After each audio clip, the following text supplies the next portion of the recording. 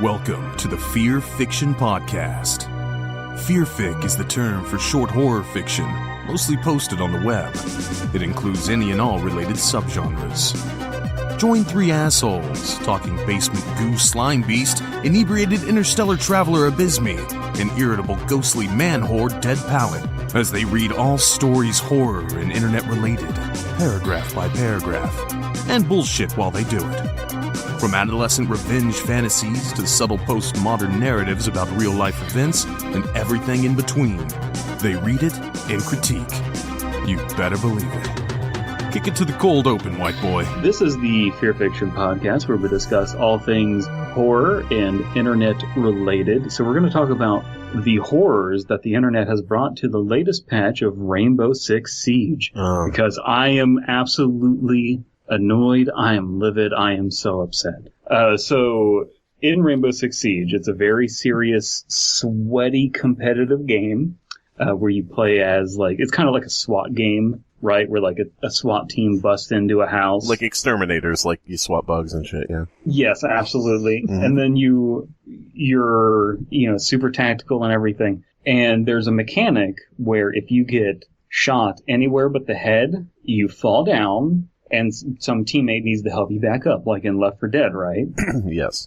Okay, so, and all the characters are different, they have different abilities. One of these characters, she's a Polish lady, she's a mom. That's part of her lore, is that she's a mom, and, she has a husband, a loving family, a sister that hates her. Anyway, at one point in the story, she gets shot in the gut, and she needs to make it home to baby. She needs to, so through the power of Polish baby, she just grits and bears it, gets up off the floor, hauls her ass out of this bad situation, shoots some bad guys along the way. And so they made it a gameplay mechanic where if she gets shot in the gut, she has to have a baby. Yes. She has to have that's how, and a teammate has to teabag her until she's inseminated, yeah. For all of our younger viewers, that's where babies come from. You shoot women in the belly, and that's how you get a baby. That's technically true. That's not far off. Hey, it's me, Abysmii. You want to come over here and let me shoot you in the belly? About to shoot you all up in the uterus. God damn it. So, one of her gameplay mechanics is if you get shot, you can get yourself back up if you do a literal 10-second animation. Rounds last less than 3 minutes. Uh-huh. A 10-second animation, you can get back up with 0 health. Is the 10-second animation her taking out her wallet, looking at a picture of her kid? It should be. Like a dream sequence of memory. It's the Wolverine meme where she takes out the actual frame picture, looks at it. There's like a bullet hole in the glass. So, in one competitive match, by the way, this never happens. I play this character, Zofia, a lot. It's Zofia with a Z because she's Polish, and the Polish like their Z's. Right. I play her a lot. In the time that I've played the game, which is about 200 hours, I've pulled this off twice and seen one other person pull it off, ever. Right. It's ultra rare. It's just a fun lore thing. It happens in one Pro League game, and a bunch of YouTubers start complaining and say it needs to be taken out of the game. No fun allowed. This game is dead serious. Welcome to making a online competitive game in the current era. That's how it's going to be. You want to make an esports league? You want a competitive scene? Bitches on YouTube are going to basically try to determine your meta for you. It sucks. Yeah. That's the big issue right there, is the idea that these content creators have fucking any idea what they're talking about. But I play the game all fucking day as my job. It's like, well, that doesn't mean you know shit from shit. It means you know how to game an algorithm to get popular, or maybe you're entertaining and fascinating. But you don't. Your opinion really doesn't matter. That's not true. I've noticed something, Brandon, about you. No judgment, of course. You seem to like games wherein you do. It has potential waifus. Yes. Who have guns, and they're very. There's a great element of realism to them, unless it's Overwatch. You like games where you could shoot young mothers. I don't know that there's a bunch of games like that. I can't think of another one. I'm just saying there's a type. Oh, you mean a game where you shoot young mothers? Well, let's see. Overwatch? Overwatch. If Anna has the right skin. Well, there was an old mother, but yeah, you can shoot Anna all day. But depends what skin she has, I guess. Wow, skin is just her, but fucking young. Zing. She does have young skins, but... So this is my warning to the Ubisoft team, because I know that they're listening, and I know that all of the Siege content creators, we got a huge Siege community here in the Fearfic Niche. What I would advise you is listening to content creators and pros is what killed Overwatch. Definitely. Your game is on the rise, their game is on the dip. You have benefited from Overwatch dying, Siege. That's why I started playing you, and a lot of other people did as well. So, just, keep an eye out for us casual shit babies that like fun in our games. Yeah, I mean, retain those top 50 players all you want, but those top 50 players aren't going to bring you fucking revenue. Like from the actual in-game purchases and shit. I'm the top 50th player in the world. It's like of a game that nobody wants to watch because nobody plays it anymore because the game is just for you and the 50 people better than you. I mean, I have my problems with League, of course, but they don't make there's a lot of money in their esports league, but most of their fucking money is made off of skins. And they pay ass loads of money to have that art look real, real good. And plus there's all of those weird bans and don't they actually literally change the rules every season? Yeah. So I think that gets into a place where it's there are so many variables at play there that you're not balancing for pros. No. And anyone who is no, we need to balance for pros is not thinking through their position at all. It's really hard to say because I do think there is probably not a vast majority, but a good majority of the balancing is for pro level play. However, there are also enough modes of that game to where that doesn't matter. My favorite one is literally just you randomly get assigned a character. There's one lane and everyone's super buffed to shit. And you just it's ridiculous fun and there is no meta and it doesn't matter. And so, it takes all of the pressure out, and it seriously is just there for us filthy casuals to just, I'm going to play a couple rounds. And they don't take long. They made that because they know that people got fucking sick of the meta, but they want to play their champions, and they want to buy their new skins for their champions. It makes sense. Have your esports league, fine, but make sure you're carving out a space for the majority of your player base who are not professionals. I want to right now send a message out to our listeners. Hey, guys. Thank you for not turning off the podcast yet. Don't worry, I'm going to bring this conversation back around to something that, you guys are interested in. Hey guys, wouldn't it be, Abysmii DP, wouldn't it be funny if they had Pro Among Us? Wouldn't that be funny? That would be funny. That'd be fucking hilarious. You could have AOC, as one of the top players. Are you telling me slightly that this is a real thing? No, I'm just steering it back into a nonsensical, stupid thing.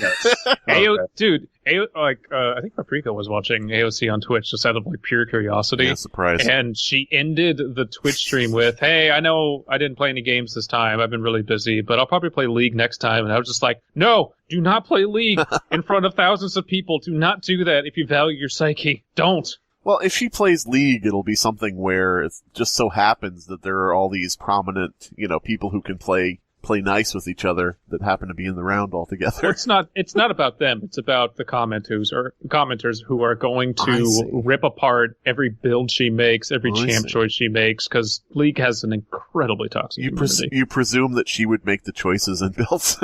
And not doesn't just matter. Have somebody do it.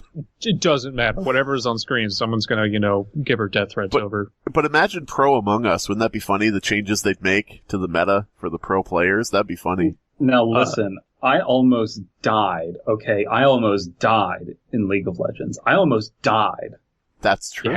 You have to. What lane were you in? I don't think you were really in the lane you said you were in. I don't think you were in the lane you were in, yeah. I went up to Dragon and just tried to take it solo at level 1, and I almost died.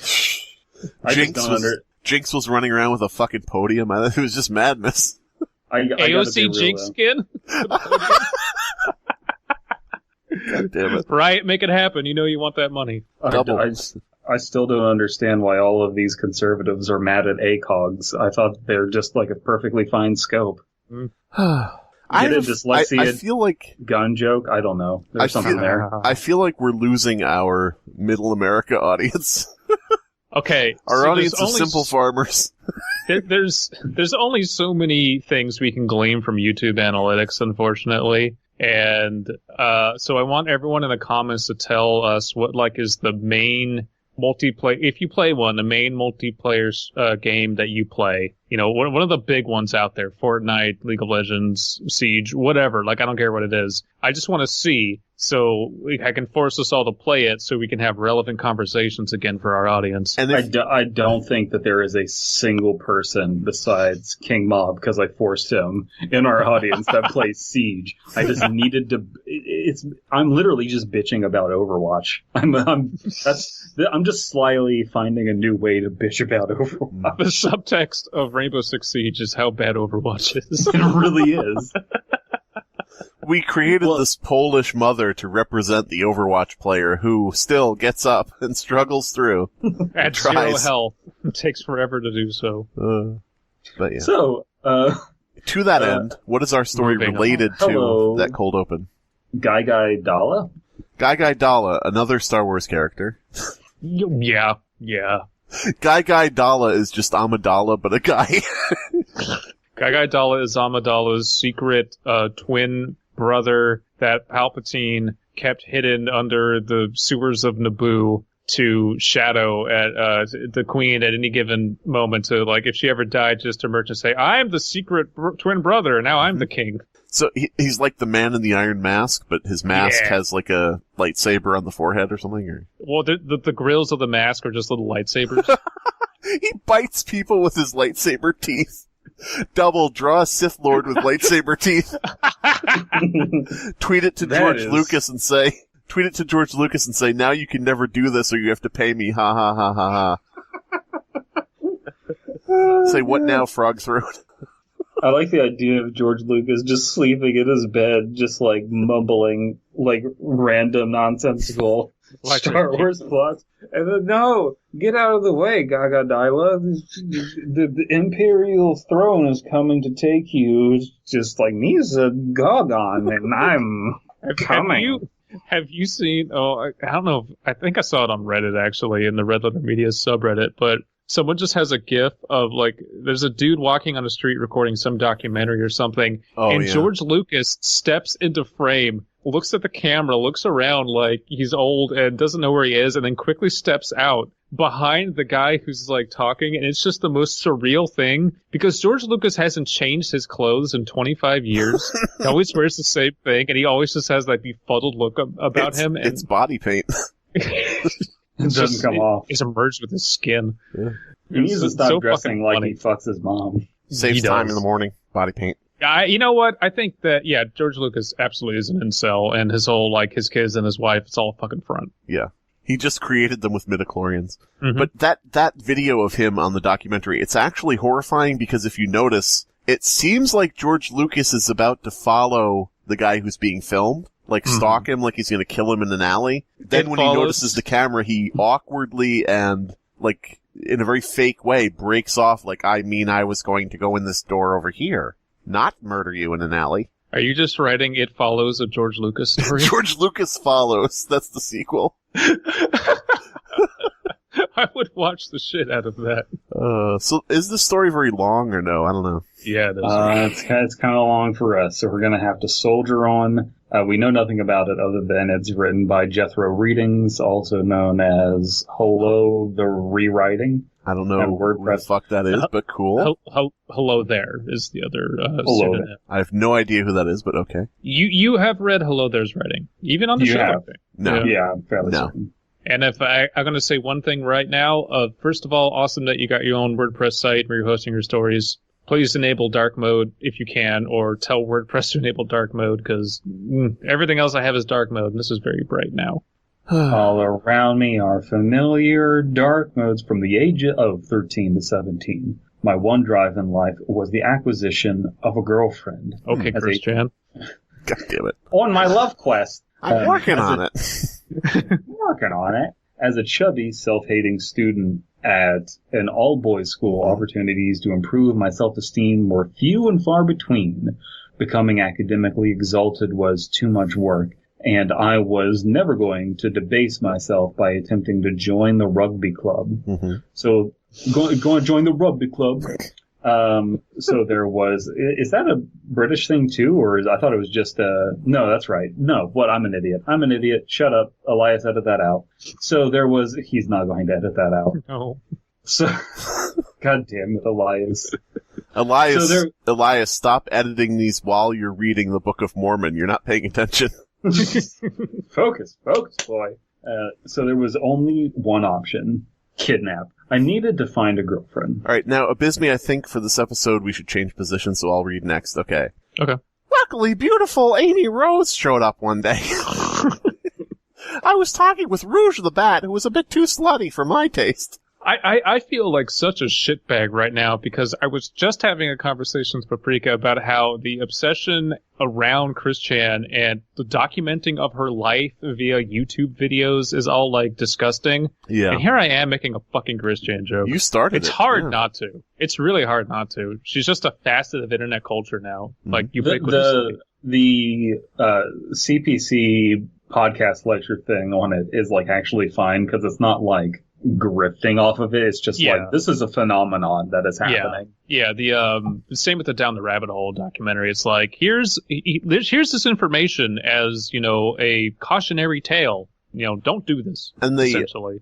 I watched the beginning of the Down the Rabbit Hole thing. I didn't watch much after that, but one of the things I noticed in the beginning, if I'm thinking of the same video, was they mentioned like some of the contributing factors at the beginning of, this whole ordeal with Chris Chan, where it was like, here are some people who were fucking assholes to him, and, back when he was a him, and, so on and so forth. Mm-hmm. Yeah. Okay, before I continue, I want to point out that the person I was then is not who I am now. It is Chris Chan. Like Chris Chan! God damn it. Oh my God. I am studying business at Cardiff, University, and in my second year of a stable, loving relationship with a course mate. I'm going to Cardiff University. Of course. Me course mate. Me course mate. You found me coursey charms. Of course, it's... What the fuck? Sorry. Me course mates are always after me coursey charms. That was me channeling Jacksepticeye. I see. Pencils, rulers, erasers, binders, and essays. I don't know. Rulers. Of course, it's impossible to judge myself accurately, and it may be that my housemates and lecturers see me as an obnoxious twat. Yeah. But I like to think that I'm relatively mature and well-adjusted. I like to think that I've learned from the mistakes of my youth. And yet, you weren't going to debase yourself by joining the rugby team. But no, you're not. I mean, you're not at all an asshole. I wouldn't join the rugby team because that's just asking for fucking brain damage. But I mean, it's not like you're like those dirty rugbyers. During those dirty ruggers. No. If you're gonna say shit like that, drop the R. It makes it less terrible. Look, there's two types of people in the world: ruggers and moondraggers. Okay. God damn it. People haven't heard that yet, I don't think. I don't know. It doesn't matter. I'm planting the seed for deep lore, okay? Just let this happen organically. People will figure out about moonrakers and moonrakers. God damn it. The rake of Moondragon.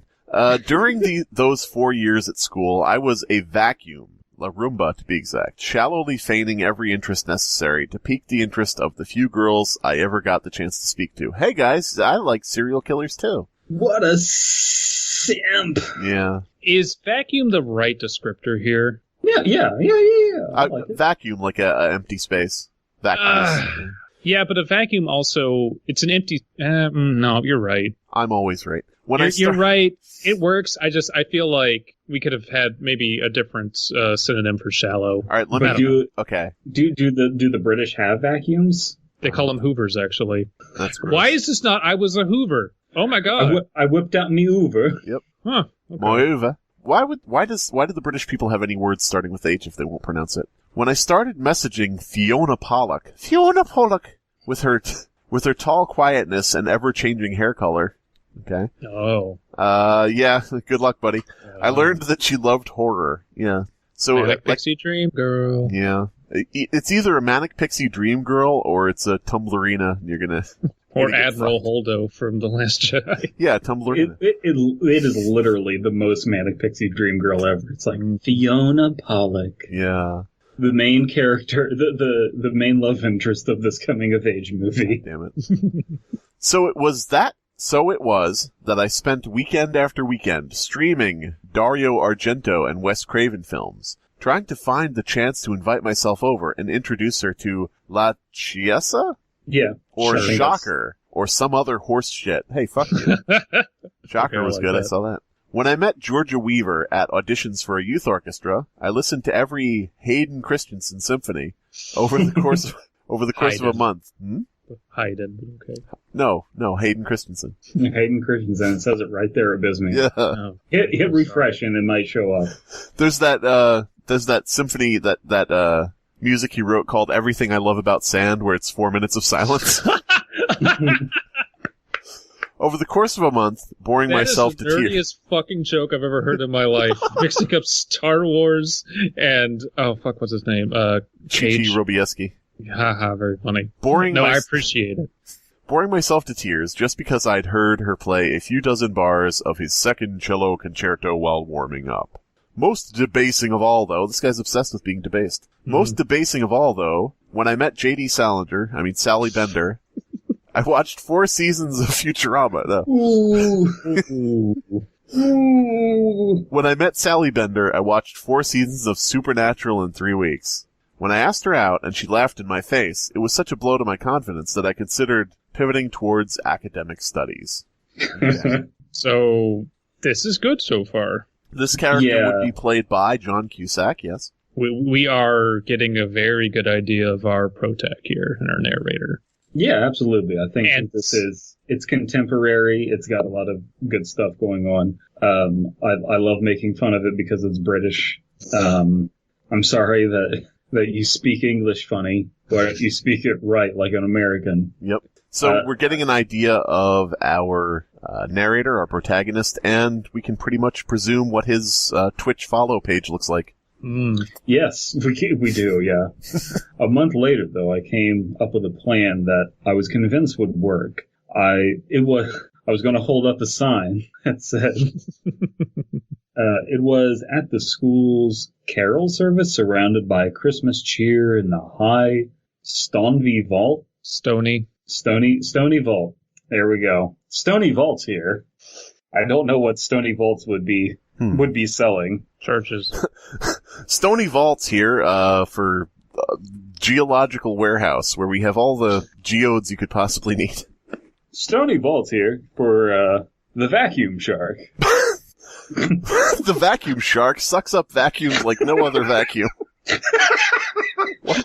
It's like one of those vampires that eats other vampires. Just like, I am no normal vacuum. I am a vacuum that sucks other vacuums. When the vampires need vampiring, they know who to call. God damn it. Please look forward to our Stony. We'll figure out what Stony Vault sells by the end of this. Mm-hmm. This night has been a gigantic shit show. Yep.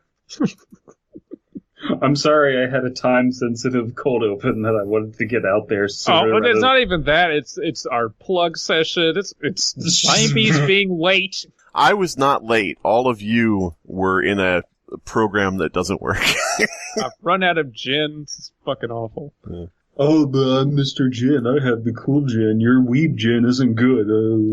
I never said the weeb gin isn't good. Just said it's not as good. I feel like with Abysmii is like reverse Popeye with the spinach. Because when Abysmii has his gin, he stops beating people. Whoa. I don't know who should be more insulted, me or Popeye. Jesus Christ. Oh, okay. Please finish this sentence, Brandon. Stony Vault Parish Church that I had an epiphany and a flash drive of divine inspiration. I decided, Father Mulaney, I found your flash drive. Oh, you didn't look in it, did you? Oh, no, I didn't. Oh, thank God. Quick, get the hammer.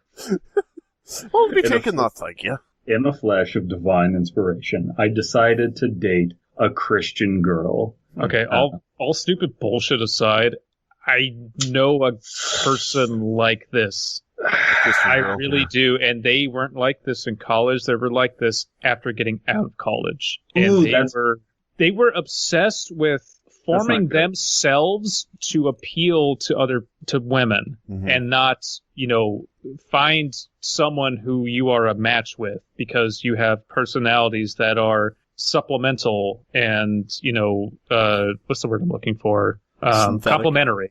What did you say? Well, that is the thing that I think pretty much everyone does at some point, of just like, okay, well, I'm dating this person, and we're obviously not going to have a 100% overlap in our hobbies, so I'm going to look into what they like. Sure. And like, well, that's the thing, is like, when you're new to dating, you don't know when you're being a simp and when you're just learning about another person. It's hard to know those things. So this is very relatable. Yeah, but it was more like extreme, and it's basically mirroring this. It's, we don't actually know what our protag likes. We know what he thinks girls, other people vagina. Like. That's it. What music does he like? What movies does he like to watch? What music does he like? The sound of fucking. Sound of skin on skin. Yeah. And it's all just very like. At one point, this person I knew said, here's all my Magic cards, here's all of my D&D books, here's all of my stuff, because girls don't date nerds. And so you were therefore, like, thank you, moron, and you still have it to this day. Oh, he gave me a very old, great Call of Cthulhu fucking RPG manual that I still have. Even though he asked for it back and begged you, you were like, no, fuck he didn't. You. And he's a great dude, but I didn't know how to tell him, dude, stop trying to conform to other things. Be yourself and find someone that you can, be complimentary with. Yeah, you're not going to, like Brandon was saying, you're not going to be 100% yourself in a relationship. You're going to mold each other's interests and such. But this is, you're treating yourself like a blank slate that just needs to be something else. This is very relatable. People like this do exist. Very much so. Well, the thing is, though, that guy that gave Abysmii all of his nerd shit and said, I don't want to be a nerd no more, Robert Pattinson. He's playing Batman now, so I don't think so. Kind of swung back around. I had a similar experience where the person gave me a bunch of Magic cards, and I'm like, I don't want these, you fucking nerd.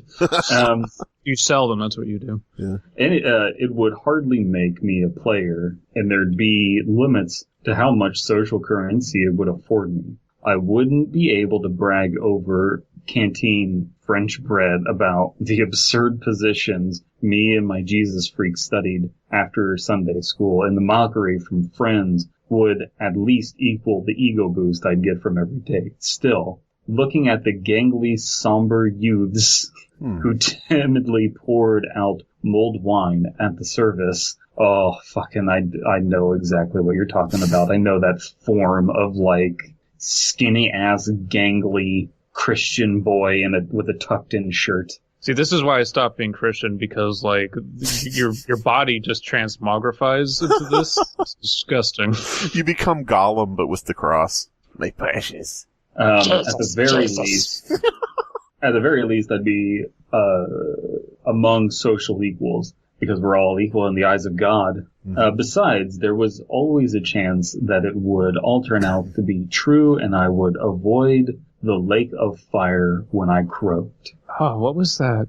What's that movie with the kid from Home Alone? Macaulay Culkin. Lake of Fire. Yeah, Lake of Fire. Where he just roasted a lake of fire for 2 hours, screaming. What's it called? Bad Seed? No, it's about him Party Monster? At a private Christian school. It's called Saved or something. Home Alone 5, Stuck in the Rectory. Home Alone 5 probably exists and you're wrong. I think it's just called Saved or something, but it's about a private Christian school, and it's lambasted. Oh yeah, I know what you're talking about. He was in a wheelchair, yeah. Yeah, and I didn't watch it for a long time, and then I went to a Catholic high school, so I watched it maybe a few years ago and went, this is really clever and smart, and whoever wrote this actually went to a Christian high school, because it tears the shit out of it with a knowledge that you could only get through first-hand experience. It's fucking hilarious. So go watch that. Why can't I think of that with the fucking plugs? God damn it. I think Abysmii's a little drunk. Maybe. No. I watched this movie about a Christian school, and I went to a Christian school, and Macaulay Culkin in a wheelchair, even, motherfucker. Look, okay. If that ain't worth your $10. I don't drink a lot anymore because I'm fucking inside all the time. All right. When after Christmas, I announced By sacrifice. I announced to my family my intention to take confirmation at the Anglican church in town. My parents responded with quiet, slightly baffled happiness. This is a lot of good characterization. Like, you can automatically see the parents just going, oh, well, I don't really have a problem with that, but I'm also a little surprised. Okay, cool. You do you. They'd raised me in the Methodist faith, and while I don't think either of them held strong religious views, they respected God enough to scowl when just 6 months earlier I declared myself an atheist, as all edgy teenagers must. That Sunday, just shy of my 16th birthday, I attended my first church service in the better part of 10 years, and the Wednesday evening after that, my first youth group session. All right. Oh, man, a lot of memories here. Oh, boy. Steven Crowder told me that if I become religious, I'll get a girlfriend. Mm-hmm. Who is Steven Crowder's girlfriend? The internet. And how often does Steven Crowder? A year later, and I hadn't made my move. I'm not the victim here, but looking back, I wasn't doing well. I was a spotty brat. I was a spotty brat. A spotty? I was a spotty brat who ran a mile in 16 minutes, I did, and was always described as underperforming by every teacher whatever met my parents. Oh, let's see, look, this person is faking being British. Yeah. What British person runs in the unit of miles? That's right. Interesting. I could see two ways out of my anxiety at the time, and the most appealing was sealing the dealing with my target. Prudence Stern. Oh, fuck off. Oh, Lord. Author, I love you, dude. I love you, dude. But Prudence Stern, that's the name of a DC villain. That's the real name of a character who becomes like the nun. Demon nun, yeah. Batman's villain, the Black Nun or the Dark Nun from like the 1940s. Our Lady of Perpetual Sternness. Yeah. I like it. I like Prudence. Honestly, she is like other girls. Having gone through youth group and all this shit, there is always a one. So, you know what? That's believable. I can't fault it either. I was courting Prudence Stern after I failed with the girl I met at college, Lucy Poosy.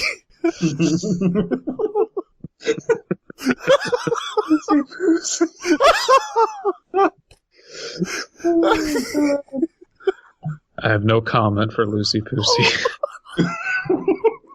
Also the name of a 1950s music song. Oh, Lucy Poosy. I love you. Although it hang down to your knees. Girlfriend's name? You can do whatever you please. I'm sorry, again. Fat Albert, what's your new girlfriend's name? That's Lucy Poosy. From the other side of the railroad. God damn it. Why are you so sad? My girlfriend cheated on me. Lucy Poosy cheated on you. I didn't know she was that kind of girl. God damn it. Slimebeast, I want to apologize for paying you $5 to do a fat... I almost said a Black Fat Elmo. I almost said Black Albert. Black Albert. A double draw Fat Albert as Black Adam from the DC Comics. Tag DC Comics and say, I have an idea, Black Albert. Pay me whenever. You could put that at the end. I'm trying to apologize for telling you paying you $5 to do a Fat Albert impression on stream, and it ruined your voice for I'm sure it was like the rest of the day. It's really funny though. Not only that, okay, for anybody who wasn't there, which is everybody, Fat Albert, what was it? Fat Albert as Batman or something? It was Fat Albert meeting Batman in the junkyard, and then someone else said, "Okay, now do Fat Albert as Batman." Fucking shit. So you had to do it twice. Anyway. Fat Albert's best friend, Fat Albert. Prue was a girl, a plain girl, in fact. Mm-hmm. A little taller than most, but with a body that had otherwise stopped developing by 13. I had selected her the first time I attended. There's nothing wrong with liking a youthful frame. No, but there is something wrong with saying I'd selected her. There's something wrong with there's something wrong with framing your petite girlfriend in the words "stopped developing by 13." That's very true. I selected her.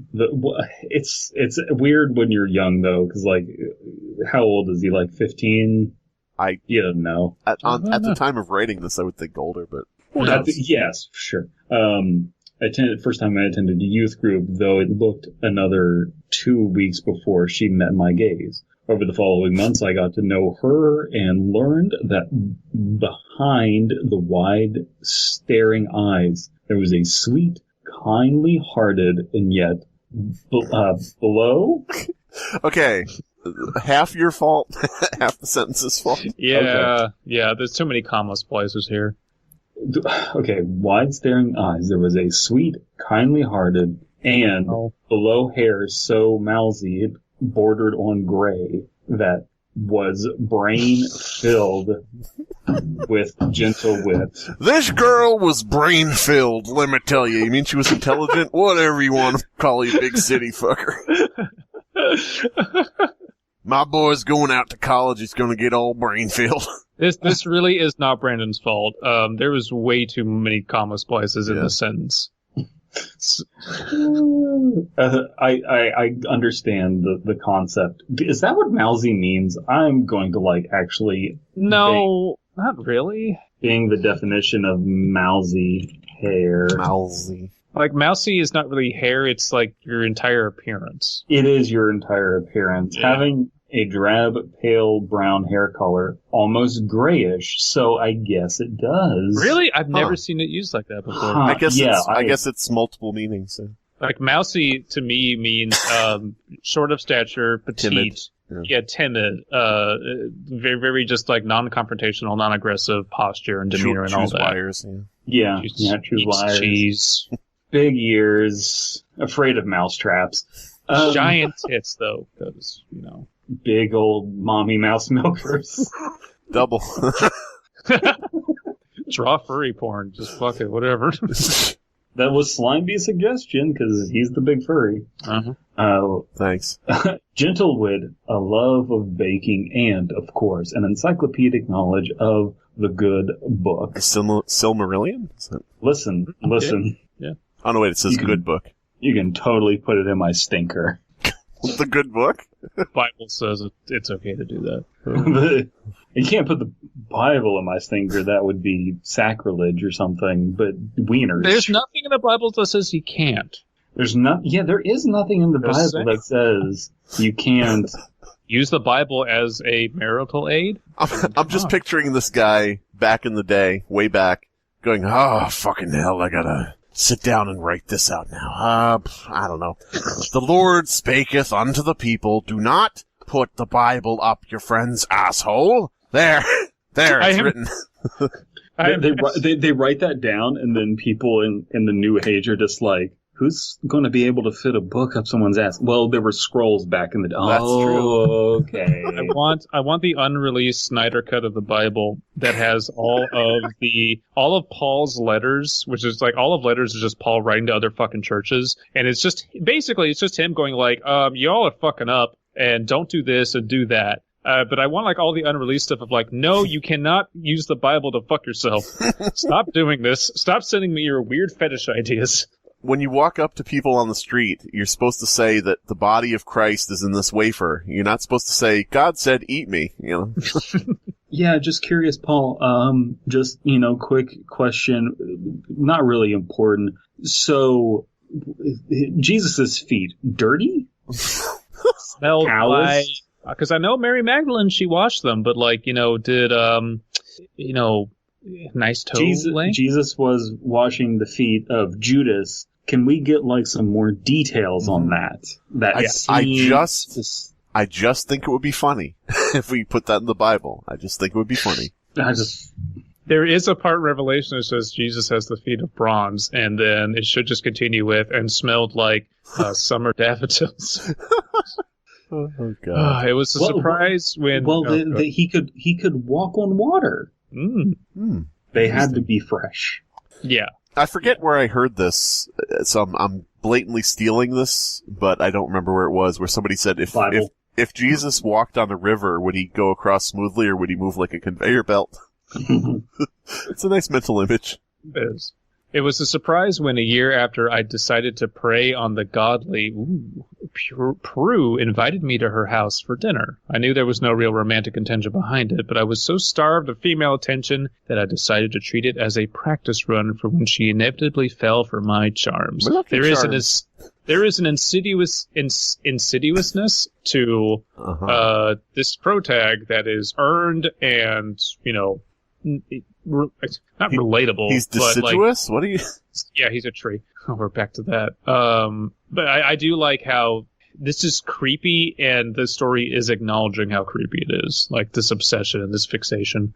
On the last day of school, I wandered down into town, changed into a new Primark shirt in the public toilets behind the market building, got a cheap haircut, and picked up a bottle of Schlur from Aldi. I know Aldi, I don't know Schlur. First of all, a Primark shirt is basically a fishnet shirt with like a studded collar. Oh, yeah. Schlur is the drippings of an ox's asshole. Ah, okay. Schlur is so this is from Northern England. Sparkling rosé. Is it? Oh, good. Yeah. God. From Aldi's, no less. Yeah, Aldi, varying levels of quality depending on where you are, but sparkling rosé. All prepared to make her fall in love with me. I marched across town and knocked on Prudence Stern's door. Prudence Stern. You get the big one. Prudence Stern. I knocked on Chastity Closed Knees doors. I was blown away the moment the door opened. The Stern family did not do Christmas by halves. Her parents, dressed in matching but opposite-colored Christmas jumpers — you get some red sweats, I'll get some green sweats. Nobody knows that song — welcomed me into their home and led me to the dining room, a route that passed by no fewer than 6 Christmas trees, each with coordinated decoration, at least 2 of which were real. The others were in my imagination. Just hallucinate. By the way, it's probably the late in the Schlur story. was really starting to hit. It's late in the story to mention I have schizophrenia. Listen, the blue balls were just making me hallucinate things. God damn it. The entire ceiling above the dining table was covered by a silver-colored plastic net from which hung more than 100 novelty baubles. These are the famous hanging babies of the fucking... just a bunch of dead novelty hanging babies. It's just like... These are all the baby Jesus. No, these are what we use to protest all of the pro-choice people. We just take these babies God out. Damn it. We thought they were nice decoration. They get double use. Novelty baubles of all shapes and sizes, and if there was a surface in that house that wasn't covered in snow globes and nutcrackers, I didn't see it. The 2 things reminding him of his testicles, of his blue balls. Mm-hmm. Even the dining room table, set for 5 people, was littered with twice as many neatly arranged candles in kitschy elf head holders, surrounding a gargantuan motorized snow globe that contained a plastic Frosty pinching Rudolph the shiny red nose, illuminated, of course. Fuck these sentences. Yeah. Why isn't he pinching him on the ass? Mrs. Stern made some fussing apology about the mess, and I replied with some joke too weak to remember. What do we think the joke was? Sorry about the mess. Sorry about the Packers. Sorry about the graven... The Packers, my favorite rugby team. Sorry about all of these graven images of elves. Oh, Jesus. Yeah. Oh, Jesus. Which was met with gales of good-natured fake laughter from the parents. Prudence, sitting at the table in a modest green skirt and nothing else, with her hair in braids, wore a small smile and a faint blush. In the light of the candle, she actually looked quite pretty, you fucking bastard. Wow. You shitbag. Yeah. Protagonist, not writer. Man, this is what happens when you want to bury your hedgehog. I don't know. You guys ever participate in No Nut November so you can experience hallucinations? I can't say that I have. Me neither. I went to sit down next to her. With a well-placed glare, she indicated that I should sit opposite. I faltered a little as I pulled the chair out, but reasoned to myself that maybe her parents were a little puritanical in this regard. I felt as It felt good as Mr. Stern.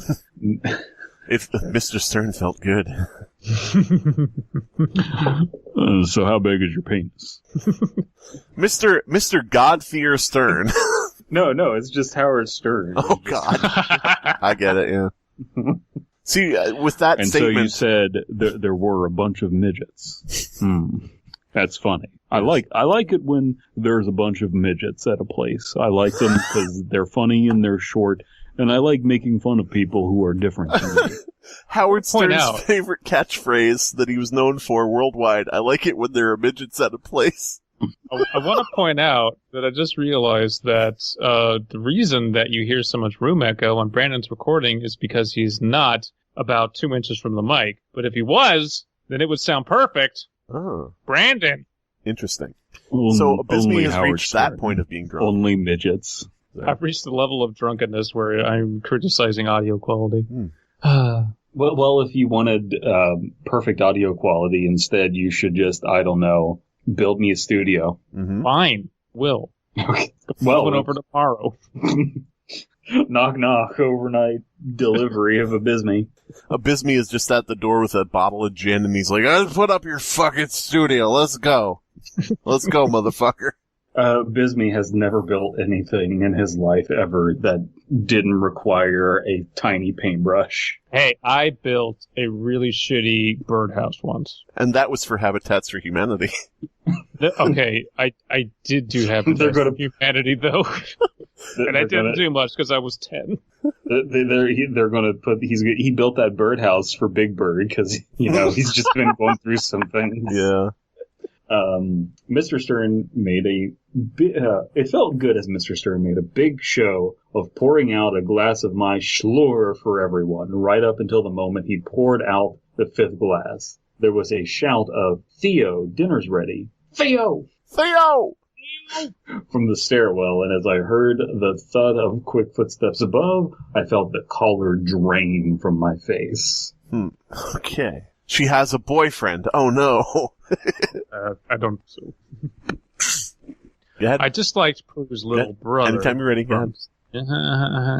I disliked Prue's little brother from the start. He was at an even more awkward age than I was, and the brattishness inherent to most 13-year-olds, combined with his aggressive eczema, milk bottle glasses, and unwashed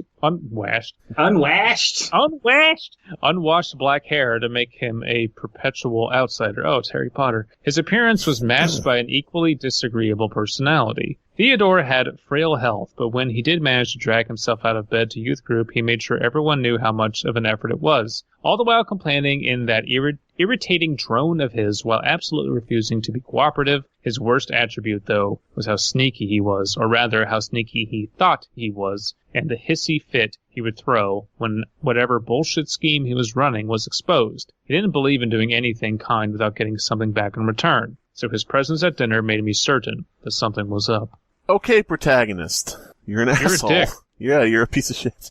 Look at this little fucker with frail health. What an ass. Oh my god, why can't this kid with health issues be fucking well-adjusted? What the shit? He's always screaming and crying when his leg falls off and has to be reattached. Dude, you're just trying to go to Bonetown with this dumb Christian prudence. He is so barking up the wrong tree, man. Mm-hmm. Mm-hmm. Listen, here's what you need to do. This is my advice out there. Find girls with bad self-esteem. God damn it. Yeah, you Prey don't want on their girls who have... What is more difficult, watching more seasons of Supernatural or this? Probably watching Supernatural. Well, just fake your knowledge of Supernatural. Look, if you're going to be a manipulative person to get your wiener pounded, just be a manipulative person to get your wiener pounded. I don't know why you're going through the work of trying to bone a chick that you don't even find attractive. Buy a fleshlight. Buy a fleshlight. Listen. Come on. I may or may not have gone on a date once that ended with us watching, by her request, watching the old episodes of Star Trek The Next Generation. Awesome. That's not bad, yeah. Well, from the start, when the episodes were bad, and I couldn't get through that.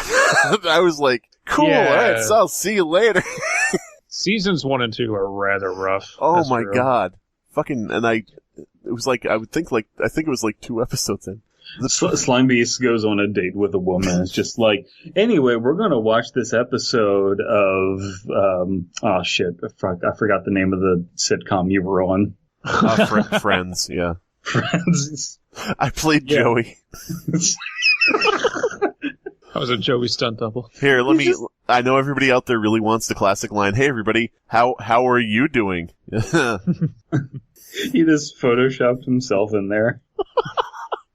I'll be there for you, whether you hire me or not. But anyway. So something seems off about these episodes of Friends. What? No, this is just the episodes as they've always been. That's my favorite creepypasta. The haunted episode of Friends where Slimebeast is in them. Somebody, I would not be mad if somebody wrote that. If somebody was like, I put in the Friends tape, but then I realized something was off. Famous internet celebrity Slimebeast.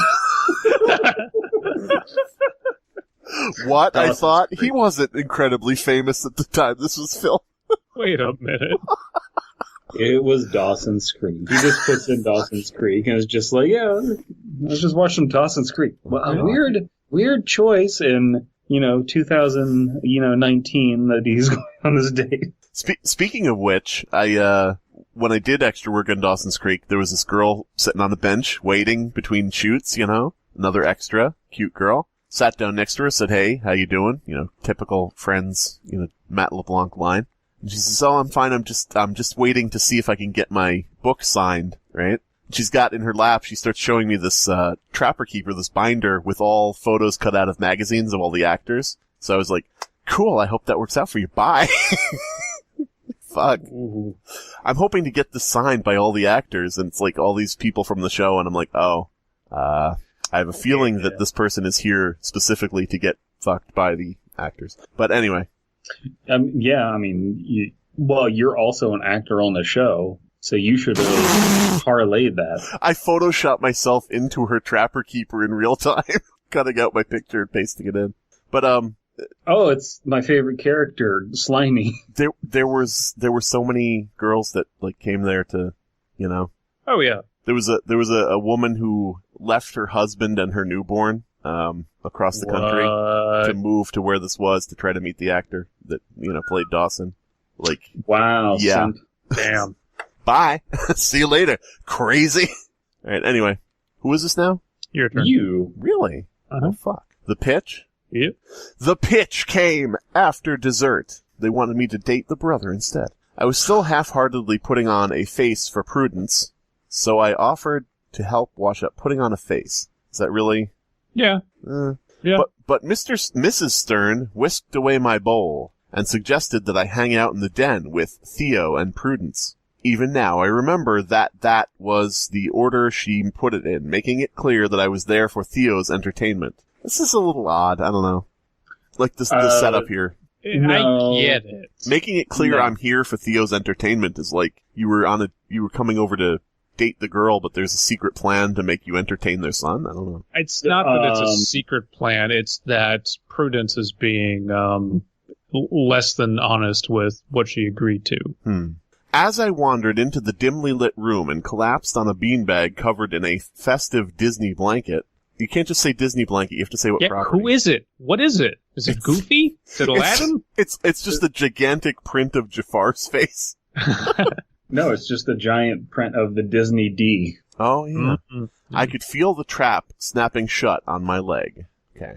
Theodore's pitch was Sole Benefactor. The name was familiar. Flyers smattered with photos of cheery-faced white teenagers hugging African children littered the church halls, and a few of the leaders of the youth group had gone on trips to Kenya and Tanzania themselves. The company organized missionary work, with the trips part funded by whatever shadowy evangelical group and part funded by the honest determination and fundraising of the kids themselves. I never really given them much thought since the school had its own programs for sending kids off to do charity work, and I wasn't exactly the sort to go adventuring. If I'm honest, the idea of sending people off to evangelize in poor African nations was a bit 19th century to me. The second part of the pitch intrigued me, though. Papua New Guinea. I do like the idea where it says whatever shadowy evangelical group. I hope this spins out into like a Da Vinci Code kind of thing. We're going to send young children to Africa and leave them there. Yeah, wait. Now it sounds like a Bond villain. Like James Bond no, versus Mr. the Bond, Vatican. I expect you to go to Africa and never return. No! It was undeniably a great deal. Even as a shitty 16-year-old, I understood that opportunities to fly to the other side of the world for less than $1,000 didn't present themselves often. Prudence leaned in close, cutting off Theo as he harped on about the mountains and wildlife, and got to the point. The Papua trip was new, and sole benefactor needed a group for a trial run. Prudence and Theo had already found 3 willing volunteers through Christian message boards, but they needed the 6th to be signed on before the new year. Under the pleading pressure of those wide, soft eyes, I agreed. Oof. I wasn't thinking of the tortures of hiking in the jungle with Theo. I wasn't thinking of the hard work needed to raise the money, and I certainly wasn't thinking of the quasi-colonialist nature of 21st century missionary work. I was thinking of that little smile Prudence wore just before dinner. You are an idiot. Watch Supernatural. Watch more Supernatural. Fuck. Get a car? I really like. I do like how much the author is building up just how much of a scummy, This is naive. We're criticizing this. It's not fake though. This is real. Right. Yeah. I think, is it, okay, here's the question though, and I don't actually know the answer to this. Is it real for someone who's not raised in the Christian community? Yeah. Yes. Okay, so for an outsider who declared themselves an atheist and then decided to become Christian. Okay. Dude, I know someone who was just like Richard Dawkins, so great. Just like reading fucking Sam Harris and like all of these atheists, the 4 horsemen, dating a woman who was a girl, I guess. A woman high who's school. a girl, yes. A woman who's a girl. Listen, I'm dating a woman, good, who happens to be a girl, bad. Hold up. Hold up. In high school, just like super red-pilled skeptic atheist. You believe in religion? And then straight up dating a woman in a Christian cult. But did he go to Papua New Guinea? No, but... I mean, that's like a big fucking thing where you're like... He was just constantly talking about how he wanted to pop his wiener into, peekaboo holes, into guinea pigs. He wanted to pop his new guinea. Look, and she wasn't into it. And it's just like, bud, break up with her and date a based red-pilled atheist whore. Right. I'm dating a woman who's more of a girl, who's more of a pillow. Okay. And that man grew up to be the My Pillow guy. No. The next 6 months were hard work, and climbing through the cloud. You gotta hit me with a monster at some point here. I'm just. Yeah, I will say. I'm not being serious. There's a lot of setup. I don't doubt that there's going to be a horror element here, but it is taking a long time. We have been recording for an hour. How much more is left? It. And Sure. Abysmii is really drunk. Whatever. Fucking care. The next 6 months were hard work, and climbing through the cloud forests with an asthmatic, blister-footed 13-year-old was just as torturous as it sounds, for you or him. Yes. Honestly, Theo should have never been allowed to come. Sole benefactor usually required participants to be at least 16 and undergo a physical before flying out with them. But some of the higher-ups in the UK chapter were friends with Mr. and Mrs. Stern, and I understood that a sizable donation had bypassed these concerns. Hey, Please. It's your boy, sizable donation. Please accept this money to kill our child. That actually would be a good twist. I was thinking, so Mr. and Mrs. Stern are basically just getting sacrificial pawns to leave in Papua New Guinea. Well, I mean, we hate our child. Our child is annoying. Our child has medical bills. Our child is this, that, and the other thing. What if he went to Papua New Guinea and didn't come back? Well, I don't know. He's pretty sickly. Oh, here's money. Oh, okay. Yeah. But anyway, where was I here? Blah, blah, blah. After 3 days, *S, climb from the town of Mount Hagen, the 8 of us, 6 children, a SB rep, A Slimebeast rep. Slimebeast rep, and a local entrepreneur, arrived at the site of our project. Just having an local entrepreneur hanging out with children. Okay. Mm-hmm. Hey, kids, the climb up the mountain will be easier if we all get in my van. It does say local interpreter, but... Oh. Elias! Elias is not going to edit that out. Don't you? I'm so fucking tired of reading this. The town was... I get it, you want to fuck. The town was too small to have a name on the map, but as we gazed down from the tree line towards the 24 palm-thatched huts, a name came unbidden to Prue's mind. New Hubron. What? I don't... Okay.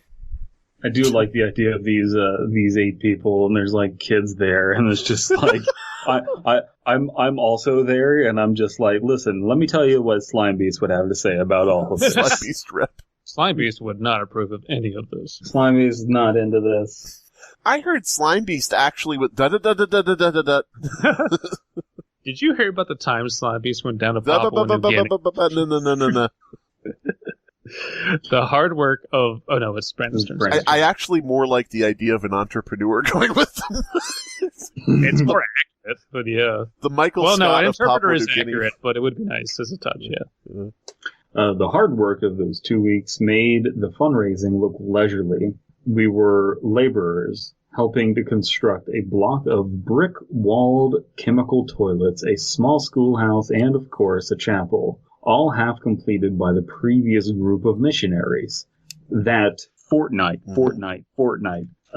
was the best time of my life. The villagers were fantastically warm and generous, and the work was fulfilling. Your mom's just chemical toilet. It's just a shame that Theo was there. I think at the time I underestimated him. In the weeks leading up to the Papa trip, I spent a lot of time in the Stern house with Prue. The door's always open, of course. We would meet for coffee to discuss the Devil's Brew. Yep. We would meet for coffee to discuss the details of who was carpooling with who to the airport. We'd share lunch and decide seating arrangements on the flight, prepare a bake sale together to raise the final bit of spending money. This is the real horror, is just youth group bullshit. Yeah. So we're not going to have you sitting directly next to Prue, will we? The little brat made sure I wasn't allowed any alone time with Prue in New Hebron. Those 2 weeks, every time we had a moment to speak, Theo would burst out of the undergrowth complaining about some new tropical ailment in a wine more irritating than a mosquito, malaria, or not. Bursting out of the undergrowth. I lost a finger! Shut the fuck up, Theo. Shut up, Theo. Oh my god, I've never lost a finger when we were back in the UK. Why are you acting like this? When Prudence and I were assigned jobs together, Theo would insist on helping, wanting to set a good, hard-working Protestant example for the villagers. Ugh. Yeah. And give you a good, hard-working Protestant example. I really wanted this to take a turn where he's like, when we got to Papua New Guinea, I met a new girl there. She was a local. She was really into, collecting seashells, so I spent a lot of time learning about them. Just drops the whole thing. That's fucked up. So, her tits are already out. Yeah. Worst of all, though, was the sleeping arrangement. While everyone else had their privacy, Theo insisted that his asthma made it too risky for him to be spending even a minute unsupervised. I'll let you guess who drew the short end of the straw and had to share a tent with the untidiest asthmatic in Papua New Guinea. I bet it was the entrepreneur. Hey kid, have you ever thought about real estate? I am wanting this asthmatic child to die. Hey, the asthmatic child is going to die, and that's what concerns me about the story is I feel like we're going to get to the end. And not our protag. Yeah. Well, I feel like we're going to get to the end and it's going to be, we heard the asthmatic child screaming from beyond the tree line, but nobody could help, and he disappeared in the night, and we don't know what happened at the end. And we all went, oh no, cool. and left. And I'll be like, cool. The world building is great on this. Not world building, but like character building is great. Yeah. I have a very good idea of who the character is.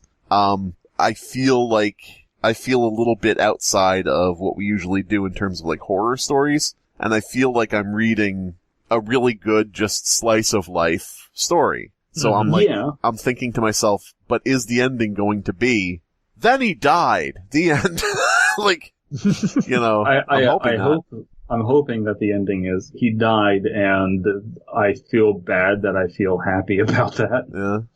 Yeah. On multiple occasions, I had to escort out insects that had nested in Theo's clothes after he had been too lazy to check his belongings before going to sleep, and the exhaustion from the work wasn't helped by his high nasal snore. The time in New Hebron passed quickly. I was genuinely proud of our work. The toilets were functional and nothing else. The schoolhouse had solar power, and the chapel was fit for worship. On the last night in New Hebron, the villagers threw us a party. We danced around a fire with the locals. What if the locals just, like, stay outside of the chapel and, like, bow to the chapel? No, you're not supposed to bow to... You're not supposed to worship the chapel. Stupid New Guineans. Okay. I don't know how to do a New Guinean accent, so I won't, but I'm picturing Just do a southern accent. Yeah. Fuck it. I'm picturing the missionaries going, okay, everybody, into the chapel. They're like, oh no, we would never enter the Lord. What? No. We danced around a fire with the locals, ate chicken slaughtered especially for us, stuffed with pandanus, nut, and barbecued... Yeah. Oh, pandanus. That's where all the pandas are. And barbecued black with sweet potato and taro, and us older kids even snuck a couple of beers, chilled in a fridge hooked up to the school's power supply, These are rednecks. as one does. Yeah. These are rednecks. Oh, yeah, sure. Just a hootenanny. Quick, siphon off the solar power from the church so I can chill my brews. Even as we celebrated, though, a part of me was heartsick. I didn't want to leave the forest as alone as I had arrived. Things started to die down as we crept into the early hours of the morning. The clouds were thick in the hills, and aside from the dying bonfire in the center of the village, the jungle was dark. I was meandering back to my tent when I heard a retching near the tree line.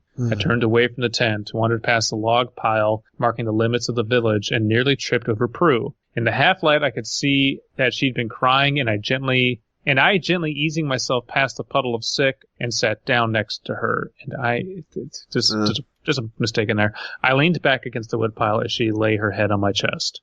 Over the next half hour or so, she unloaded. Just constant for a half hour. Yep. She was worried about her parents' relationship. Just one parent. Parent apostrophe S. Not parents' relationship. Her one parent's relationship. Stressed about A levels. Petrified that something would happen to Theo. Afraid of university. She must have drunk more than I'd realized that evening. Either that, or she an even lower tolerance than me. Either that, or she an even tolerance. I gently wrapped my arms around her as she began to weep again, pulling her close against the slight chill of the night. She looked up at me, eyes somewhat dull in the darkness, and, trembling, I bent down and touched my lips to hers, sucking all of the barf out of her tongue. Yeah, no. No, for multiple reasons. I siphoned vomit like nobody's business. This was my kink all along. Surprise, reader. I became a Christian and went to Papua New Guinea so I could kiss a girl. I became a Christian and went to Papua New Guinea so I could suck barf. Well, here's my hope, though. I hope that she puked up all the alcohol so she's sober now. Yeah, that too. In that moment, I was blinded by torchlight. I had just like a douche. I had time to threaten him before Theo screamed out, his voice reverberating around the clearing. Prue started wailing, and as I scrambled to put some distance between her and myself, I stamped my foot down on her. Fresh vomit slipped, falling hard against the log. She also pooped there. God damn it. I winded myself, and the shock was enough that by the time I was back on my feet, the rest of the sole survivor team had dragged themselves out of their tents. You're being voted off the island. I thought it was sole benefactor. Yeah. Whoops. I'm a survivor. I'm not gonna give the rep. You know what? It's a bit of a Freudian slip, but not really Freudian, because he changed it to Soul Survivor because he's getting to the end of the story about who's going to survive and who isn't. Yeah. Instead of benefactor. The rep demanded to know what was going on, and as Prue continued to weep, Theo blabbered that I was holding down Prue, had my hand up her skirt, and that I was forcing myself on her. Ooh. I opened my mouth to protest, but a glare from the rep made it clear that I wasn't helping myself. They moved me to another church and covered up my crimes. Oh, I'm sorry, Abysmii, it's your turn. This isn't the Catholic Church. I could hear footsteps from the village and hoping They for moved help. him to the Catholic Church. Sorry, go ahead. I could hear footsteps from the village and hoping for help. I peered around. What are they going to do? Yeah, no, dude, I totally didn't see whatever was not happening. For help, I peered around the woodpile and made out a squat figure hobbling towards us. It was Gollum. The rep turned his torch on, illuminating Ezra, one of the older members of the village. His leathery skin was taut from years of farming taro and picking pandanus. Picking pandanus. Pandanus.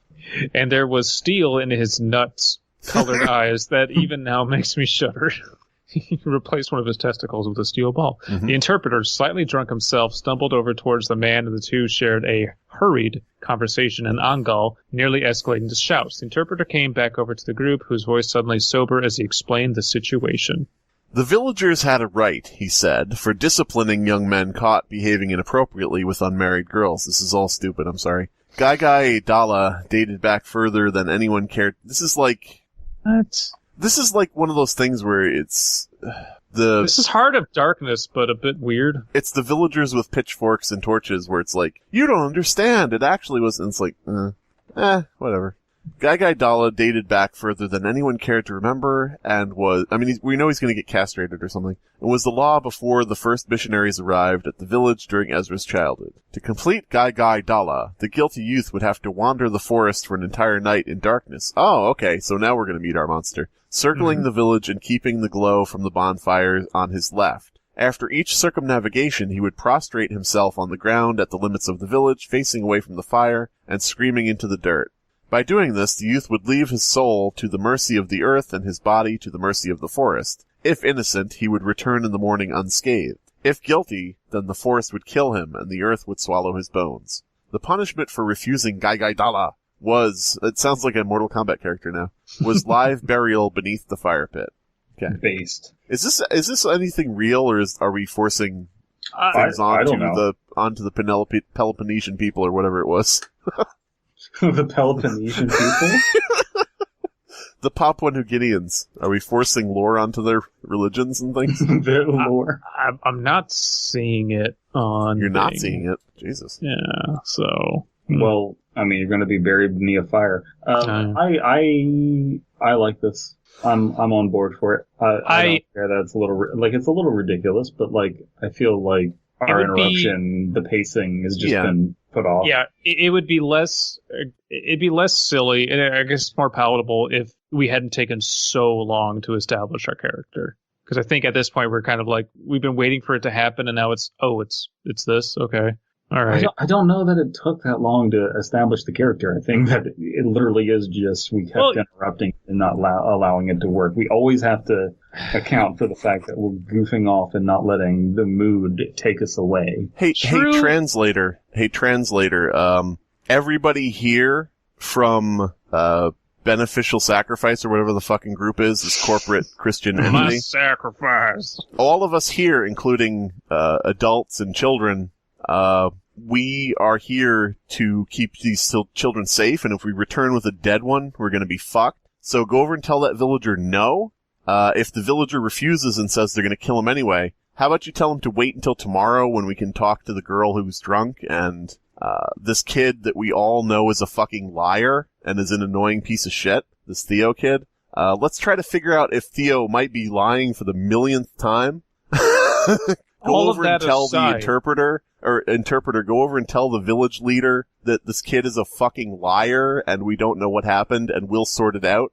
And you will not get any more fucking churches and chemical toilets and all this shit if you go killing our kids. All of that Dumb aside, fuck. Again. Excusing all of that logic, hey, our village has a custom rooted deep in animism, and the forest is an entity. Yeah, cool. We're building a fucking church here. Mm-hmm. All of that's bullshit. No. You're already on a missionary trip. Hey, you're just going to be like, I guess we got to play along. Why the fuck are you here? Other than to build toilets and also import your religion on people. Hey, interpreter, walk back over to the village elder and say you made a mistake and that's not what happened and that you're drunk. Yeah. Instead, let's kill one of the kids that were okay. And I'm not against there being like some weird ritual or rite that they have to do, but the setup for this was like it lost some of its reality. I 100% agree. What I am saying is that we're not. I think we are too quick to dismiss the idea when I think there are solutions on how you can make this work. There, some sort of explanation, raise the stakes in some way of like, no, they're outnumbering us. Like, right. This is going to happen. Something along those lines. The interpreter should have been, and this is just, my bullshit thing. The interpreter should have been someone in the village that speaks English. That way he's on the village's side and not somebody you can get on your side to try to fix the problem. They should have also, it should have also been a little more, imposed, like them, grabbing him by the shoulders and saying, what's going on? And the interpreter saying, well, we have this tradition of blah, blah, blah. As it stands, there's like all these ways out, and I'm like, I can't ignore the fact that there are tons of ways out of this, and you're not trying any of them. Sure, for sure. But I think also the idea that everyone knows Theo is a liar. I don't think everyone does know that Theo is a liar. Well, that's true. We don't, that hasn't been established. But then also, them just jumping to conclusions is believable because she was just like she is Prudence Stern, and she was like over there puking her guts out and like crying and like having a drunk meltdown. So it's just like, I'm fucked. And there is something to be said for, well, you finally got a kiss from the girl, and all it took was for her to be incredibly drunk, throwing up, and vulnerable. And you should be, you should feel bad about that. But then we're kind of taking that, the symbolism of Gaga Dalla a little to an extreme of, and now you have to do this random ass ritual or you're going to be buried alive. Dude, I didn't do that. Dog, you literally have her puke on your mouth. I tripped and fell in it. Okay. I saw her puke and I puked. All over myself. I sat down and swore to myself as the rep started to argue with Ezra through the interpreter. Those minutes were agonizing, only half hearing the conversation, but I could make out what was going on clear enough. The rep refused to let a kid who he was legally responsible for wander around the jungle alone in the dark, but Ezra wasn't in the mood to compromise with outsiders. All you had to do was have the interpreter say that he misunderstood. If we disrespected the traditions of the village, we would have to leave immediately. I glanced up at Prudence, desperate for her to speak up, but she averted her eyes. My heart pounded in my chest as Ezra and the rep approached and handed me my sentence. So, Prudence is a lying whore. Yeah, she lied from the beginning about this whole thing. No. Prudence is drunk, and he just kissed her without her consent. So why should she fucking care? You know what I mean?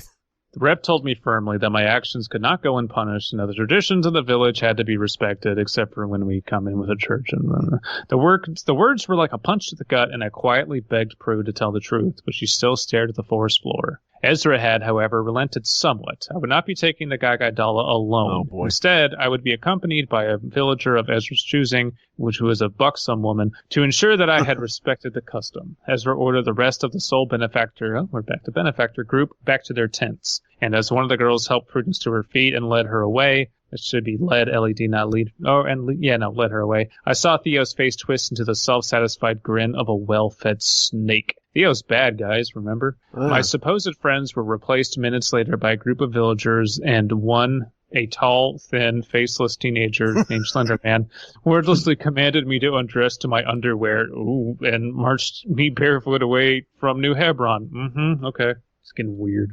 Yeah, I mean, the minute it said you have to go out in the woods and prostrate yourself, I was like, oh, great. The silent youth forced me through the woods for 4 hours. The hike from Mount Hagen up into the hills had been hard work, of course, but the dehydration, exhaustion, and humiliation made every circuit of that village a new torture. Yeah. Am I tired, or is this... No, that makes sense, but also, this church was getting fucking sued. Yeah. When they get back. Each time, suing churches always goes well. Each time we arrived at the woodpile, my warder smacked me in the shins with a hard wooden cane and forced me to the ground, face down, kneeling on my back until I screamed into the earth, only allowing me to stop when my voice was hoarse. I lost count of how many times I was made to bite down on the bitter wetness of that fertile soil, but I know that with each scream I cursed the name of Theodore Stern. Oh boy. I faltered once in my marching of pittance, stumbling from tiredness and feeling the first stabbing pains of what would be my first ever hangover. It occurred to me that tomorrow we would begin the 3-day trek back to Mount Hagen. I cried out then, and weeping with fatigue, collapsed to my knees. A sharp cane blow to the kidney made sure not to stop again. My kidney was exposed and hit me with it. But by the time dawn came, I was resolved to hold my tongue. Ezra would have whatever opinion he believed, but the forest had judged me. Short of making the trip home uncomfortable and forcing me out of the church, there wasn't a lot the rest of the group could do either. What about what you could do to the group You and the sue church? the shit out of them. Sue the shit out of them.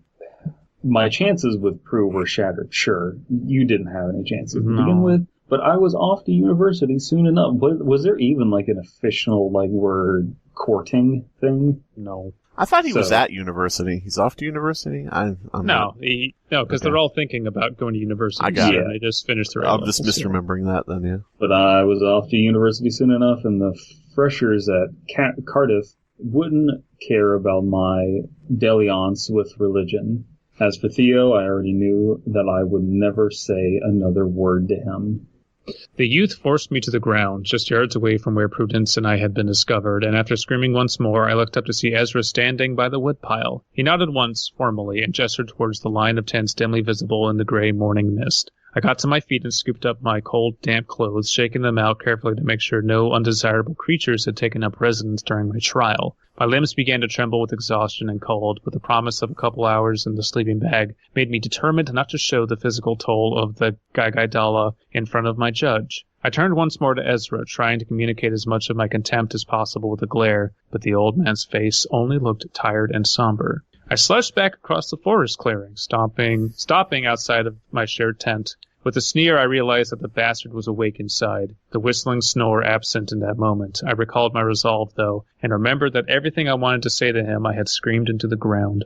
My anger surged when I unzipped the tent, though. He'd ransacked the place. My clothes, which I had left carefully piled for easy packing, were all across the floor of the tent. It's a big, spacious tent. A gallon bottle of water lay on its side, soaking my sleeping bag, and the little shit, lying diagonally across the floor, was clutching tightly to my dark red leather belt. A prized possession of mine. I don't care! I'm sorry. He's clutching my belt. Cool. A prized possession of mine that my grandfather had gifted me before he died. It's, Khrushchev's belt. I can't think of the right term. Chekhov's belt, except it wasn't mentioned earlier. I went to grab his shoulders, wanting to shake some sense into him, and froze. I strangled him with the belt. The belt that I just introduced into the story. The belt. Okay. I hadn't brought my belt with me. It was far too precious an item to risk out here in the jungle. Something else was wrong, too. The tent wasn't just quiet, it was silent. The reedy, asthmatic breathing stopped. In the ever-increasing dawn light, I could make out the deep, bruised molting of Theo's skin spreading from his arms. A few dark maroon lines crept serpentine up his neck towards his face, which fixed in a blind rictus mask of broken glass. His lips were full and purple like overripe grapes. It was only when the belt unhooked its fangs. Just keep reading. Slithered down his arm in a steady anti-clockwise corkscrew that I realized what was going on. As Theo's cold purple fingertips brushed its red scales, the tape hand looked at me, eyes the color of rich, fertile forest soil. With a single flick of its forked tongue, the snake left the tent. It was only then that I had the presence of mind to scream. So he sees a snake latched on to Theo, and he thinks it's his belt. Well, I mean, it's better than seeing a 50-foot snake statue and mistaking that for a real snake. True. Ooh, dab. Okay, DP, you're my rep. Well, see how you do. I Slimebeast would approve of this. I think that the Papua New Guineas would just released all the snakes out into the wild all across the world.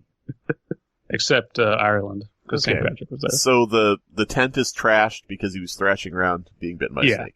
Yeah. It was only we set up that thing earlier where the narrator, the protagonist, was the only reason the kids' clothes were getting checked for things being in them. It was only when the belt. Oh, you just read that.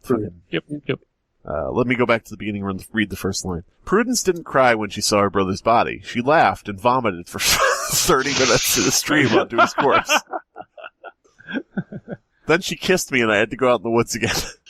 Prudence didn't cry when she saw her brother's body. A sick part of me wonders if she felt some relief at a worry being crossed off her list. This is just what we knew. The kid died. It's impossible for me to know. I didn't hear her say anything more than single word answers in the days we waited at New Hebron for evacuation, nor in the week we spent shuffling in and out of the British High Commission at Port Moresby. I didn't have Port Moresby. Port Moresby. Port Moresby. It's just left of Port Lestby. It's in the bigger building. I don't have contact with her or her parents anymore, and last I heard she was studying veterinary science at a school in Australia. She brought the snake into his tent. Veterinary science. Gonna kill my brother in Papua New Guinea. I didn't attend Theodore Stern's funeral. Why not? That would be dope. Throw stuff at his corpse. Just fill his coffin with snakes. Burn in hell, you bitch. Whatever lingering faith I had, I lost on that night in Papua New Guinea. You don't need faith to go to a funeral, but go ahead. Yeah, there are no gods out there. They shouldn't be prayed to. I'm not a fan of that last sentence paragraph thing. Like the themes are already there. Like he never really believed in anything like religion wise. He was just trying to soak his slayer. The unfairness of him having to do the Gagai Dala is not offset by how much of a scumbag he is. Mm. So that still feels like I have a bit of whiplash from it. And I know that we took a long time to read this, but I still think this could have been cut down. Like, there's a degree where he is a scumbag, but, like, you're also hearing... He's also divulging all of his inner thoughts. And so, like, I have the feeling that there's an element of just rawness, the way that he's presenting everything, that is making it sound worse than it is, if that makes any sense. I can't get over the thing where it's like... he was laying in bed clutching a belt that my grandfather gave me that was a prized possession of mine, but then I remembered I didn't bring my belt. Wait a minute, it's a snake. Like, well, stuff like that is like... He was drunk for the first time, his first ever hangover, and he was exhausted and had just been walking through the forest, being prodded in the back for 4 or 5 hours. I mean, as an author, making that decision of, I thought he had my grandfather's belt that he gave to me that was my prized possession. I'm like, okay. Couldn't just be a belt? It couldn't just be, Well, I think that it would be better served if you foreshadowed the belt, but otherwise I don't see why it's a problem. And I feel like the Gai Dala, I don't know if it's a real thing or not, but... I didn't find it, but... if it was a bit more harrowing or a bit more extreme, I'd be like, sure, but as it stands, it's... Like, when you go to Singapore and you graffiti something and they, cane you. It's like, okay. Yeah. Well, it's not like tremendously life-altering, it's painful and terrible, but... You're gonna feel slighted the rest of your life. I think that you're insulated from, like, how wilderness this is. Like, if there's a fucking bear out there, then, like... Yeah, but he's got a dude with him, Well, the dude, like, doesn't have to intervene, does he? No, but if he sees the dude run, he could be like, oh, shit, I better run. Something going on. He's going to sit there and let the bear eat only the kid. I think the rules are just like, he's just there to observe that you're not bitching out of the Gai Dala. It was actually written that the village elder took pity on him and allowed him to have a second guy with him. So he's not even there to make sure he does it. He was supposed to go alone. I think that... there isn't anything structurally wrong with this. I think that what we are saying are issues, but I don't think that they're issues that couldn't be quote-unquote fixed. You know what I mean? My issue, and this is not an issue really with the story, it's an issue with my perception of it and my reading of it. When I know from the first introduction of a character that the entire end of the story is going to be that character dies, and I know that it's going to be from the wilderness in some way. You know, when we get to that point, regardless of what the journey was and how interesting it was and how much character building there was, when we get to the end point and then the exact thing that you knew from the beginning is the reveal, I'm like, okay. It's also, there's a lot of focus on just a lot of reinforcing, I guess, on I'm really, really thirsty for Prudence. Theo is a really, really, really annoying little kid. I want some of that prune juice, yeah. I think we could do with a little less of that because it's well set up and then it's just harped on. And then it goes from, showing into telling. Again, I just think it needs to be, for lack of a better word, pruned a bit. Hey. Well, I disagree with that. I think that there just needs to be, again, foreshadowing of, like, the belt and more discussion about, like, I do agree that, like, Theo shows up and it's just like, Theo's going to die. Yeah, Theo is one-dimensional in just that he's awful and nothing else. Well, I have worked with kids and there are Theos in this world. Yeah. For sure. So Theos in this world. Like, all of these characters, these are, I've known people like this, but reinforcing Theos constantly, just like, this is their character trait. Like, okay, I know, I get it. You don't have to keep saying it. I know that they're annoying. Well, I don't know. That's kind of like saying, like, well, this monster kept doing monstrous things. It's like, well, yeah. It's like, if you overuse your monster, it's no longer scary. If you overuse a character trait, it's no longer effective. I don't know that that's true, because, like, it is in this story. Just I did not get tired of hating Theo. I continue to enjoy hating Theo. I also continue to enjoy how delusional the main character was for thinking that, like, Prudence was, like, a good option. True, but even then, like, he stopped. He diverged from just talking about his pursuit of Prudence, and we got a lot of description of what we were doing in New Guinea, how I actually liked that. Also, Theo was an asshole. We hiked up in the mountains, and Theo was being an asshole. He stopped talking about Prudence until they were drunk and she was thrown up. We actually got a break. We never stopped talking about how annoying Theo was. We could have used some discussion of the local women. Yeah. And that making him like, now I was really just like, come on, Prudence, when are we doing this? Holy shit. Yeah. But. So many opinions on this story. I think that this has been a lively discussion. I think that hopefully there was a lot of helpful criticism out there, not just for this story, but for stories in general, that, hey, not everyone's going to like your story, but someone will. Yeah, it's not that the story is bad or anything like that. It's just that thing of, if I watch a movie, at the end of it I'll have issues. If I read a story, at the end of it I'll have issues. It takes a lot to not have any issues. Well, yeah, this is not a badly written story by any means. Right. We are coming up with these kind of samey criticisms because the rest of it is rather strong. So, well, that's the thing too, is I think that this story could really benefit from upping the stakes of the Guy Dollar, not in terms of going around, but in terms of look, this is inescapable. And, like, lawsuits aside, you can have all the lawsuits you want after the fact, but, like, in the moment, I think that there just needs to be, like, there are spears and there are shields and we are firmly grabbing your shoulders. This kid is going out to the edge of the village. Mm-hmm. And, I kind of would have liked, instead of that ending line we had of, like, and I have several lawsuits pending with the higher courts because of all this bullshit, just as, like, a little bookend of, and yeah, by the way, fuck all of this, it's ridiculous. I'm still an incel. I'm still an incel, but I'm getting paid. You know what would have been cool?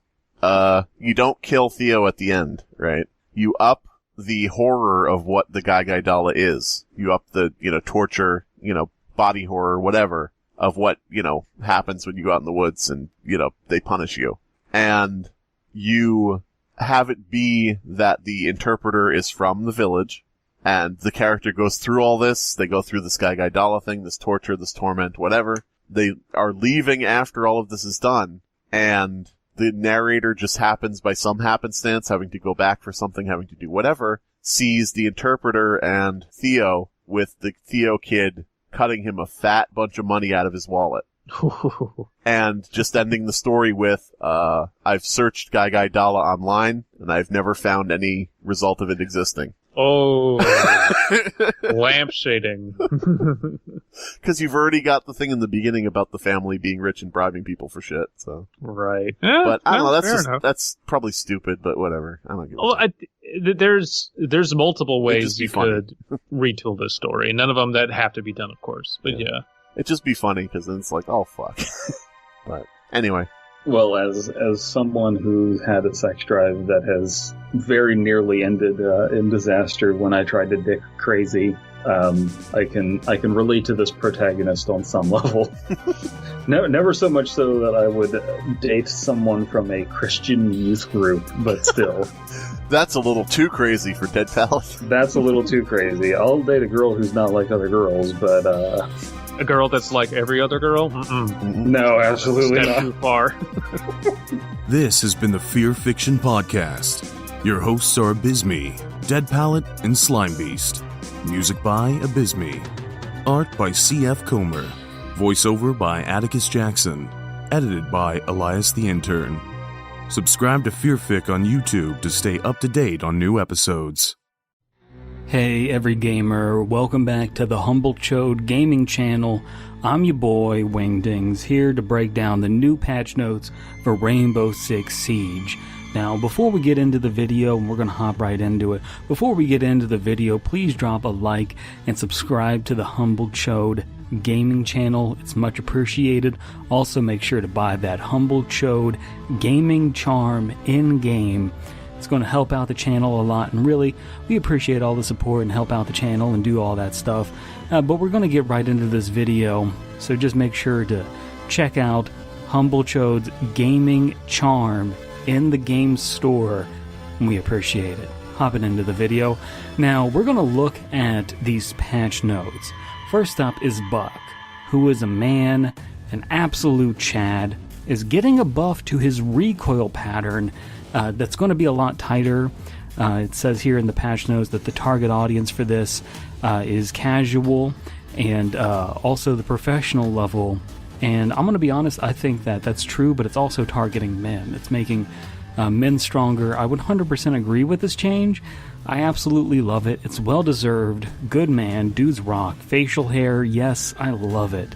Now, moving on to Mira, a woman, getting a nerf to her scope selection.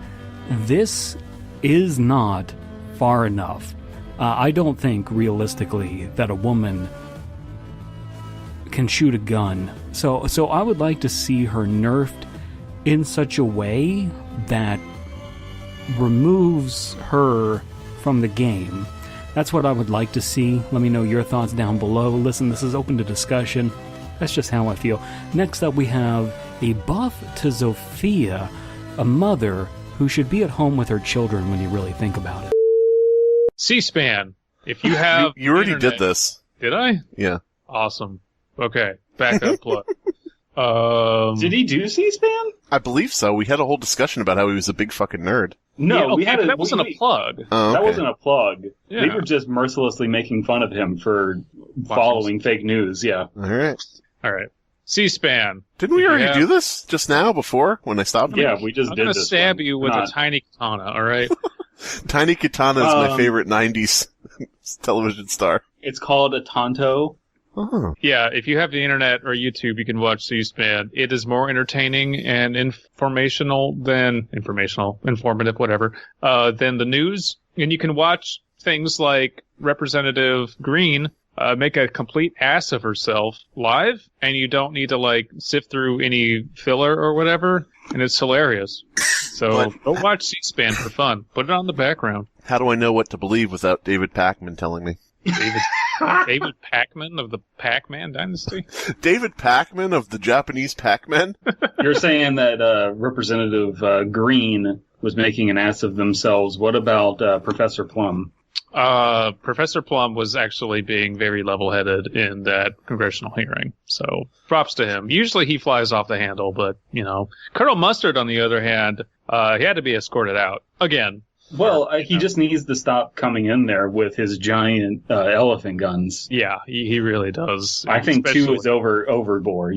Just come on. Yeah. Can we get a QAnon Clue game? QAnon themed Clue, where it's like QAnon. Representative Green in the baby eating subsanctum with the Jewish laser. Like, can we just get like QAnon Clue? QAnon. That's what's frustrating. I was waiting for someone to be like, "Hey, so do you still believe the Rothschilds started a California fire with space lasers?" Why didn't they ask that? Because they know the answer already. They know. They never hit they know it's true. Of course. They have the footage. Oof. That's what Starlink really is. It's just a bunch of space lasers.